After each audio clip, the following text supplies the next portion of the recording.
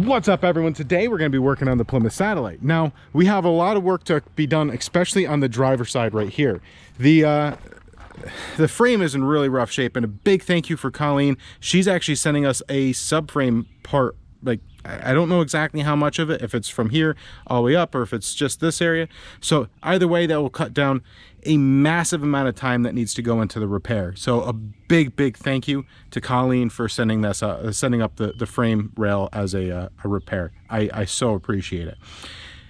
As far as the rest of this goes, just to make our life a little easier, we'll probably remove the fender. That will allow me to start repairing this mess right here, and we'll see if we can't sort out how we're going to do a repair on this area right here. We'll paint it the same color that they did for rust prevention. You know, not that it really, it did sit, so it's really hard to say how much that helped, but you know, yeah, we'll figure that out. We'll knock the dent out. A lot of this stuff is going to be a lot easier to do with it off the car. We're going to remove the chrome trim, and it's not going to go back on, mostly because the passenger side doesn't have it and only our driver's side. And you know, it'll be nice to have them look the same. So other than that, once again, frame repair. We have to pull the suspension off. When we reassemble everything, it'll go nice and hopefully nice and smoothly. On the passenger side, we're going to remove the fender only to make it so that we can knock out these broadside damage here. And as you can see, the chrome is gone on this side. So that's why we're going to do the same thing on the other. And so today we're going to pull this all apart. We're going to finish tearing apart that side. A lot of that is just going to go thrown like right in the garbage. We will try to repair this fender right here. And when we have this off the ground next, we are going to do some suspension work on the back. Not right this second, but we're going to do some suspension work in the back. Get rid of the... let's not get rid of, but check out the drums, make sure we have, you know, something to work with there. And we'll do a little bit of patching on this rear quarter panel as well. Maybe patch a little bit of holes right here. You can see that this was one of the rust spots that they were trying to fiddle with before. As far as the door goes, we're gonna have to take the door off and try to sort it out. Fortunately, once again, another big thank you to you guys. I have so many of you guys sending up parts, tools, and I really appreciate it. Like, we have a trunk for the Buick now. We have a lot of tools that I'm still going through. There's a lot of stuff in there, but that will actually help remove the dent in the door. And we have some things I want to try once again. But today, let's get back on task.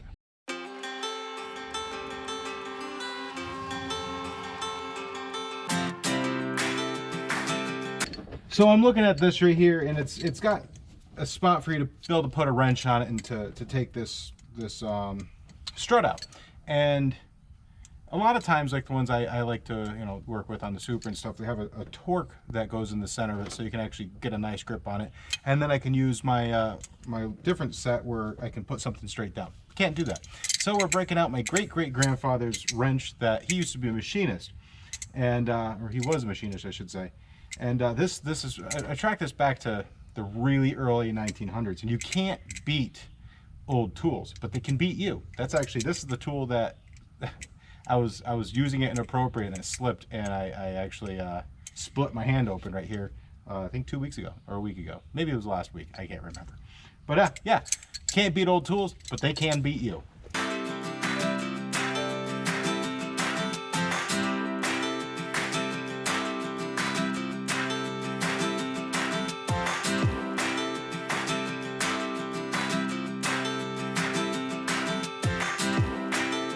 So as you guys can see, that was quite the ordeal. This side actually came out no problem. This side was actually seized, and when I tried taking it off, the bolt broke. Then I had to cut it a little bit, so I ended up just taking that section out. This was junk anyways.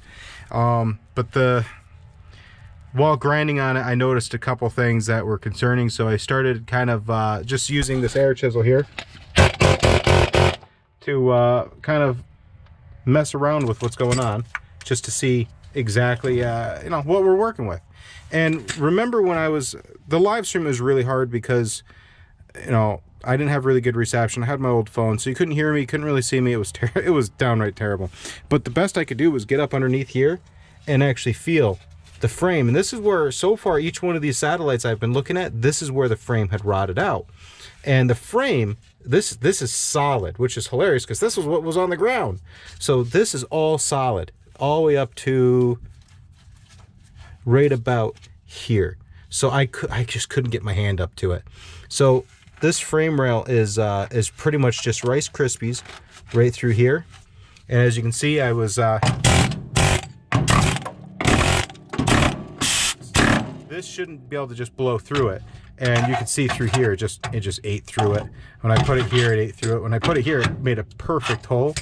And what made me kind of start doing that was while I was cutting this section right up here, I saw sparks going through the little tiny hole that was there. And yeah, this frame rail is just, it's gone. It really is. Now, I also noticed there was a little bit of a bulge right here. So I went ahead and started tippity-tappeting that area, and it blew out the whole section, like in one chunk. So we have a lot of work to do on this side. It's going to take some time, but it's more important to take your time on something like this and get it right than, you know, just plow through it. So it really will require disassembling of this entire area, but it is what it is, guys. No looking back, only forward. Now, let's go to the other side, pull the suspension off that, and that way we can see what we're working with. Unfortunately, guys, the camera overheated at some point because it was like 85 degrees. The sun was hitting it, and it just shut down. So I did lose a little bit of footage. I'll have to check to see how much I've lost, but on to this. Now, last time I had this on here, I forgot to mention how I deal with these wonderful bolts you see here. They're long, they're gnarly, and they're less than happy because they're rusty. But I prefer, in this situation, this copper anti-seize. I don't care what you say. That's how I do it. We're going to go ahead and we're going to coat this thing very liberally.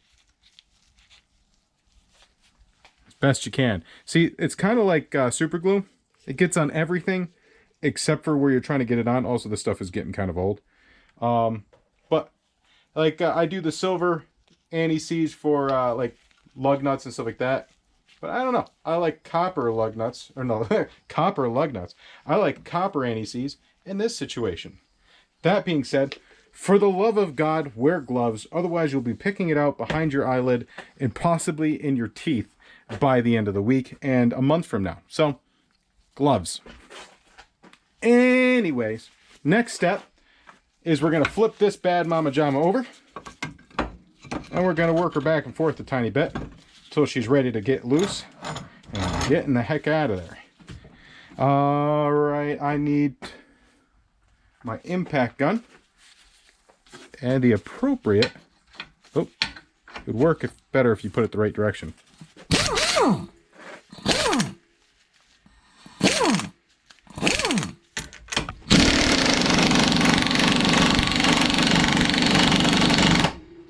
Worked up perfect.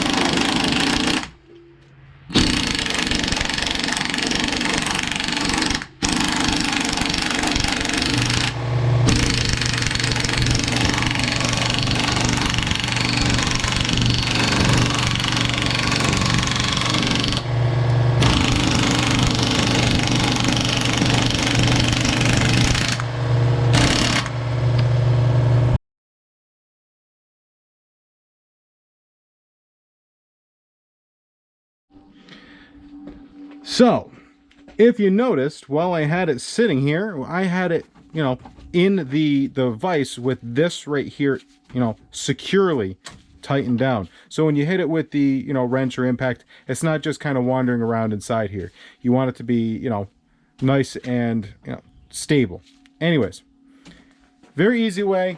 If you have a stubborn bolt that you can at least move back and forth a little bit, you definitely want to make sure you put a little bit of anti-seize. If you don't have the copper compound, you can always use the aluminum. I prefer the copper, but that's just me. Now, I'm going to go ahead and finish taking this apart, and depending on the weather tomorrow, we'll either do some sandblasting or some frame repair. But let's go ahead, pop this back apart. I'll be right back with you. Well, we're pretty much set for the day, guys. We have this thing pretty much just pulled right down to the absolute nitty-gritty. As you can see, the one thing that is left on this side is the ball joint for the steering and the strut rod. If you go to the other side, the strut rod on this side was completely destroyed. It was bent beyond all kind of like recognition. So we still need to get a new ball bearing for that. And we're probably going to do the ball bearing up there as well. For now, we're going to just leave them in there because I just want to be able to move it in and out of the driveway. They'll be easy to replace down the road. As far as the frame, big shout out to Colleen. She's like the hero of the day. We are going to be getting a full frame rail on this side, full one. That's great because this thing is just gone. It's gone. And that's going to make life a lot easier. We'll just have to go ahead, remove all the spot welds, re-weld it all the way back through, but we'll have a nice, and remove the welds I put into the torsion bar cross member, but that will make a nice strong replacement. It'll be a great repair. As far as the rest of it goes, it's bad. It's very bad. The other big thing I noticed on the other side is we do need to get a replacement one of these. I don't know. Oh, there is a bolt underneath there, not underneath there. So that's not going to be too bad. So when I find one of those, I'll just put an order in for that. But if we go this way, I really don't think, I mean, the frame rail is going to take a hot minute to get in there proper. But I don't think we'll have too much of a hard time. Now, I am going to be replacing these pivot shafts. They should be here actually this week. This whole assembly between the pivot shafts, everything, this except for this. We won't get that replaced. But where's the other one? These are completely disassembled other than that. And I'm going to sandblast them with the pivot shafts in it. So we're not going to worry about, you know, hurting the inside of it. And I'm not going to use sand. I'm actually going to be using glass bead. And yeah, we're pretty much ready for sandblasting components. We have brand new, so big shout out. I believe John's going to be putting a video up around the same time as this video. But so if you want a very in-depth conversation about, I had to throw all these boxes away, but here's one of the original torsion bars, and you can compare that to the replacement one. They are substantially different, and this will make the whole ride a lot more stiffer. He is going the opposite direction because he's going to be setting it up for drag racing. So I'm going to let him cover that because he's way smarter than I am. So if you get a chance, head over to John's channel and check it out. And very shortly, we're going to be reassembling a lot of this. And what do you think, guys? Should we paint the calipers red? We're going to paint them black. I don't like leaving them bare steel. Actually, these might be painted. Yeah, they're actually painted. Okay. That's a very convincing. I'm also colorblind, so to me that looked like raw steel, but no, that is not. That's painted like a green color or something. So hey, you learned something about me today. I can't see colors. I don't think cops would believe me if I said that's why I thought it was a green light. No, just kidding. I've never done that. That'd be terrible. Anyways, I'm not completely colorblind, but I am pretty darn close. Blue and purple, they're the same color to me. Anyway, yeah, back on task, guys. This is it for today. Look at those beautiful components. This thing will be fantastic. Oh, and we are going to be, the rear suspension in this car has held the air, so we're replacing all of the suspension in this. And I'm going to send the old ones down to John and see if he wants to use them. And that way, even though they're not perfect, because they're white and old, I don't know, we'll see if it works for him. Anyways, guys, oh man, just look how tiny that car is compared to this. Holy crap. That is all, guys. You have yourselves a wonderful day. Until the next time, remember, keep it shiny side up.